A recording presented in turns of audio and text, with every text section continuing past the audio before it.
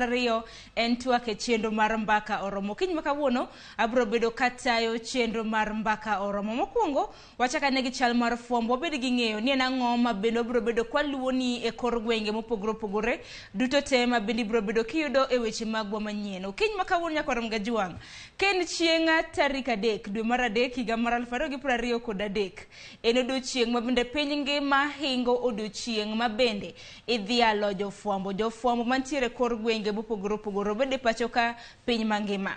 Piny Kenya bedo duche makawuono riwore gi jofwambo kata mana riwore gi piny ngima mar hingo odiochienga fwambo. Kaka jafwambo ma bende samoro jofwambo ma bende geno nyaka rom gajwang' okinyi makawuono ber mar mondo mi idhiale gi. Momiyo neno kata mana ka waketo kanyo kameras bende nika, TV mar Ramogi bende nika, wadhialo. Jofwambo tiyo matek ahinya nyaka luwore kod lwasi mopogore opogore mar mondo mi gikelni weche ma bende iyudo e TV ni, obed nyaka londo, obed gazet kata mana mago mnyalo somo e yor mbui. Koro odiochieng' makawuono nitiere rombe mopogore opogore ahinya mar dhialo odiochieng' makawuono. Romo moro nochako saa 2 mar okinyi ahinya magawa moro mantiere buore Nairobi, romo ma bende itayo kod riwruok kata mana duola mano mar MCK, mano Media Council of Kenya, kama bende romo makamano nochako saa 2 mar okinyi. Ka achiel kuom welo modhiala e romo makamano en jatend migao mochung' noche mag tudruok e pacho ka Eliud Owalo. Koro dito te rombe mopogore opogore